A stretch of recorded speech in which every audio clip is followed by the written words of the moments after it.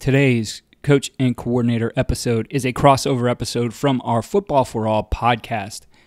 This is an interesting one as we talk about females' place in football. I was honored to be joined by Samantha Rapaport, who is the Senior Director of Diversity and Inclusion at the NFL. At a young age, Sam was involved in flag football and then progressed to the tackle level. Now being in the front office of the National Football League, she talks about the importance of young girls and women involved in the sport of football. The presence of women in the game, from playing to getting hired on coaching staffs, is a hot topic in today's society. Sam is a living role model for any girl who has the dream of playing football or reaching employment in any NFL front office. Our sport needs intelligent, sharp people regardless of gender, and I think today's conversation is an important one in that regard. Remember to push your youth football community over to the Football for All podcast, which is designed specifically for them. Certainly there's a lot of content there that applies to the high school coach, especially if you run a program, a youth program. We're at the top of that and provide guidance for your youth program in your community.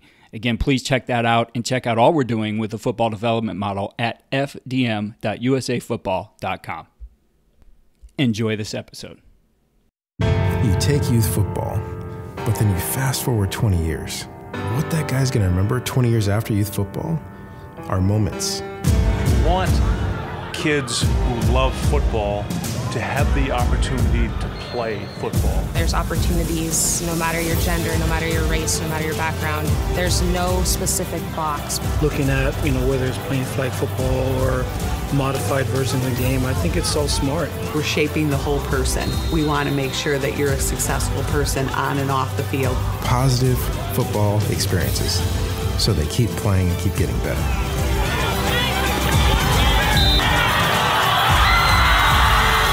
This is Football for All. Today on the Football for All podcast, we focus on a different group of players, and Football for All means it does include everybody, and including females. And today joining us is someone who's played the game and is now involved at a higher level, the Senior Director of Diversity and Inclusion for the NFL, Samantha Rapaport. Samantha, it's great to have you here. Thanks for having me, Keith. Well, Sam, let's dig into this a little bit and talk about your experience in football. So for you, it's not just you work now as an executive in the NFL. You played the game. You grew up with the game. So talk to us a little bit about your involvement and how you got involved in football. Yeah, absolutely. I started watching football when I was about 9, 10, 11 years old. Fell in love with the sport through watching, football with my family on Sundays. And I asked my parents to help me find a league in the city in which I grew up, Ottawa, Ontario, Canada. And there was an ad in the newspaper for a girls' touch football team at the time. And I went and tried out for it. It was girls and women of all ages. So I was one of the younger players on the team. I think I was about 13, 14. And there were some, 20 and 30 and 40-year-old women on the team, but we were all playing together. And the league in my hometown grew significantly. And so I kept playing throughout middle school and high school. And then when I got to college, I played women's semi-professional tackle football while I was going to college as well. So I really grew up playing the sport. I played every discipline. I played touch, flag, and tackle. I love all three of them. And I'm just, one of those football nuts who is crazy about the sport. Well, Sam, what position did you play, especially in tackle? Quarterback. Okay. Yeah, I played quarterback. I started as receiver, and my first year, my coach said, "You're not a receiver, you're a quarterback." And I said, "No, I'm not." And but I listened to him, and he trained me and gave me some incredible skill sets. So I've been a quarterback since I was about 14, 15 years old. That's really cool. In looking at that experience, then, obviously it had an impact on you that you wanted to continue and to work in the game. So how did that evolve for you? Yeah, I was in college, and I knew that I wanted to work in football. I just had no idea how. I knew I wanted to come to the United States and try to work for the NFL. So I applied for an internship in my third year of college. I actually sent a football with my resume, and I wrote on the football, what other quarterback could accurately deliver a ball 386 miles, which was the distance between my college and New York City. And it stood out. I had no connections. I went the gimmick route to get that job, but I landed my first internship at the NFL in 2003 in their marketing department, and that really was the way I got in the door. So in looking at the landscape here, it certainly has started to change quite a bit. And it appears when you look at all major sports that football has increased the number of women in the front office. We've seen now, we had a Super Bowl where we had the first female coach. What do you see other leagues doing that football could adopt to continue this surge? Yeah, I mean, you have to have a concerted effort and a dedicated person overseeing this, because if you just hope that diversity happens, we'll stay the same way that we've been for 100 years. But what we've done, which I've had the support of Commissioner Goodell and Troy Vincent and Dacia Smith and so many others who have kind of provided me a platform to build something. And I really believe that if other leagues have that ability to do so, and can spend the time and dedicate the time to doing so, that they could build a pipeline as well. And I'll say that in the same breath as other leagues are doing a great job. The NBA does a great job in this space, and they have I think 11 or 12 female coaches now. But what those sports have, like the three other major sports leagues in the country has that we don't, is either a professional sport or a pipeline into a professional or semi-professional sport. Whereas football for women now is really played at the recreational level. There's up until a couple of days ago, there was no college football for women at flag or tackle. And so it really has been played recreationally. So the other leagues kind of have the luxury of recruiting from the WNBA or softball or the professional female hockey league, but we don't have that yet. And so that's where we would like to see the sport grow, is for it to be more played in a larger way and in a more official way for women across the country, so we have a bigger pipeline to pull from. Well, you mentioned that big announcement with the NFL and the NAIA, the announcement of flag football becoming a sport within that division. Talk to us a little bit about how that came about. Absolutely. Yeah. And so long overdue. We've been working at the NFL for so long to try to help move girls and women's flag football forward. And so many people at the office have done great work in this space. And it's incredibly popular at the high school level. Florida and Alaska were the two states that started playing flag. And what we found, we did some research in those two states, and what we found is when they opened up the option of flag football to girls, more girls flocked to that tryout than any other sport in the school. And the other sports offer academic scholarships, and flag football didn't. So it just speaks to how popular the sport is for girls and boys. But we really believe in the need to legitimize the sport.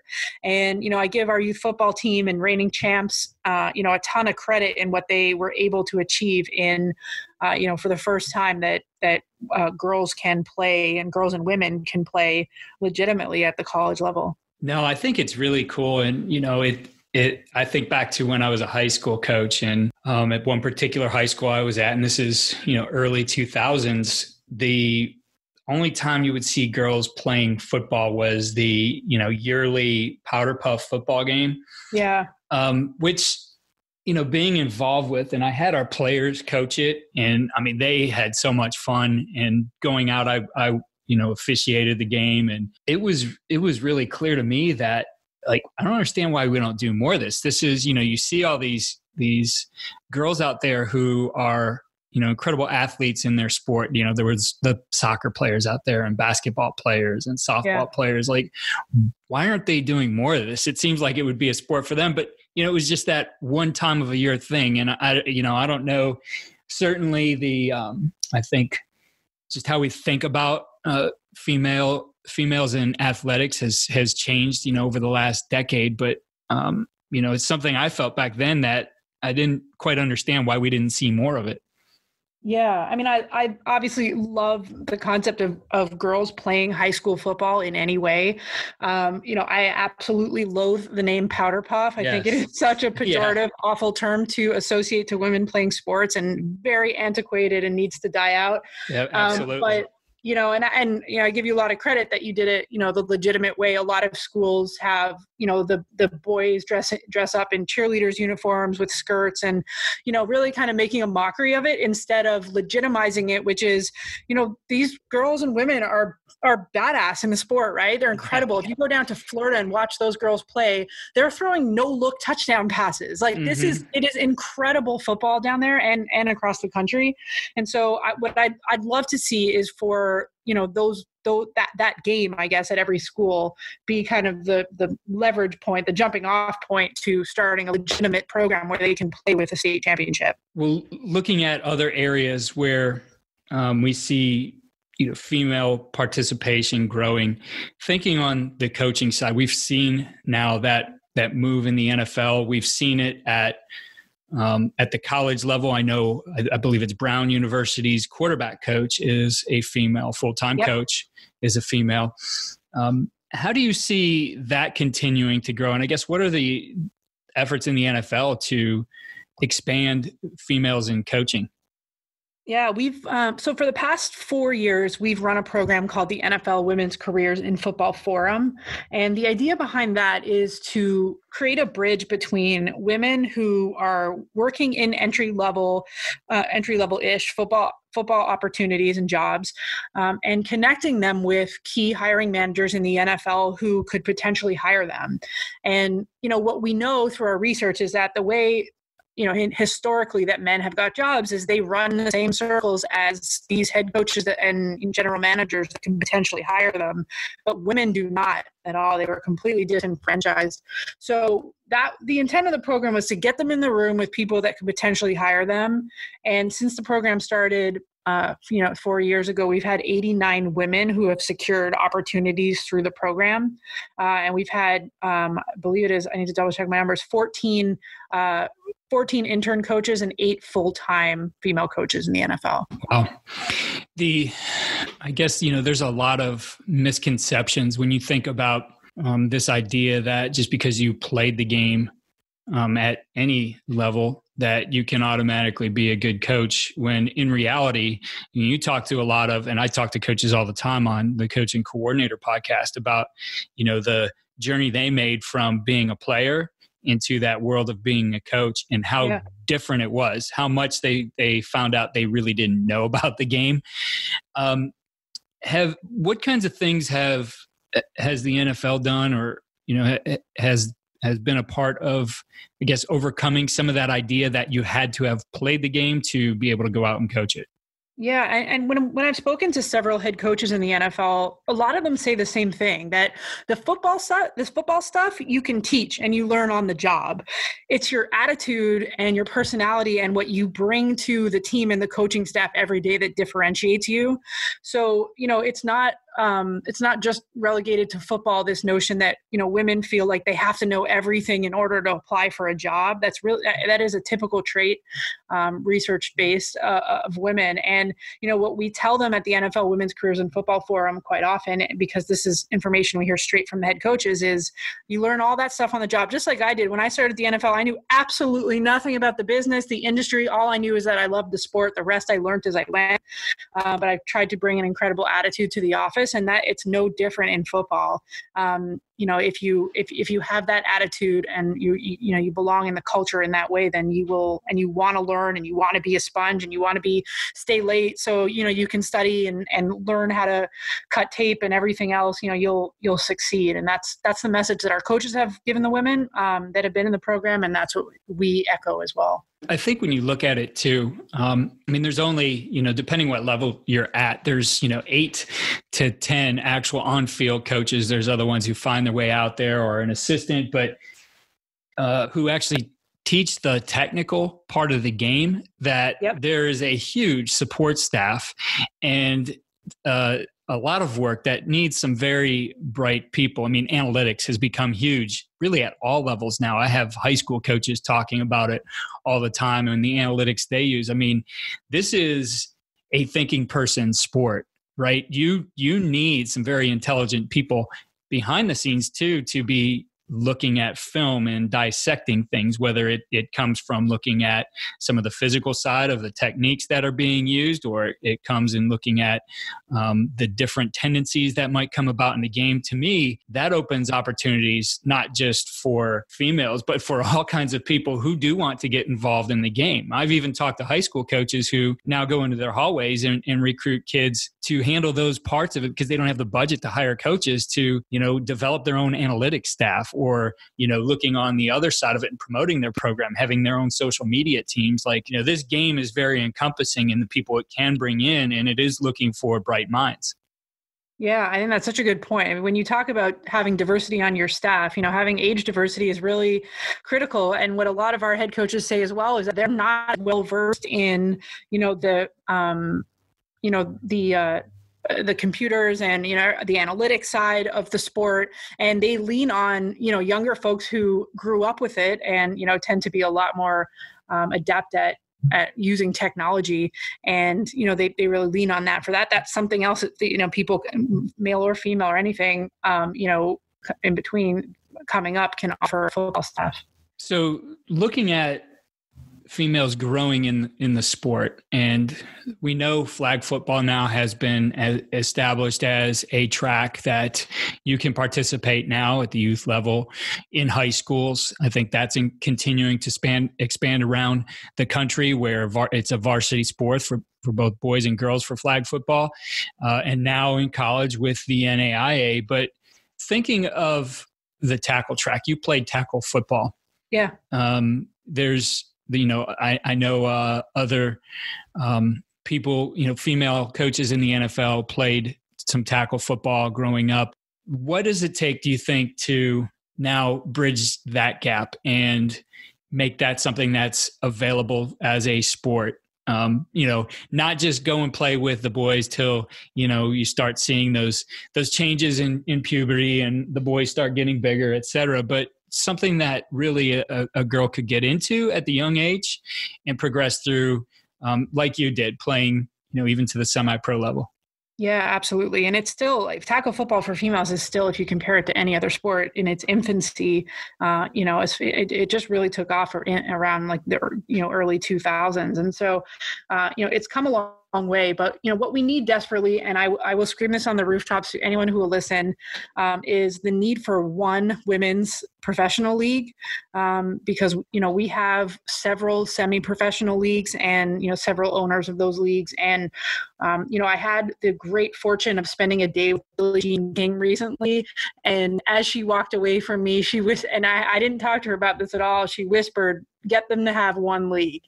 The need for unity allows the sport to grow in such a way. And until that happens, we're really kind of handcuffed by several different leagues, and, a different league becomes the dominant league every year. And, this is no different than many other sports that have worked to develop. But until there's one professional women's tackle football league, that will help to encourage high schools and colleges and everything else to create a feeder system for it, we're going to struggle for legitimacy. And once that happens, that will be an incredible pipeline into, the coaching world and the scouting world and every other, football job. I think one of the opportunities we have right now as we reimagine the game with the football development model is that the focus now really becomes more on teaching skills in a progression and allowing kids to find different entry points into the game, to grow into the game, that there are bridge games now between flag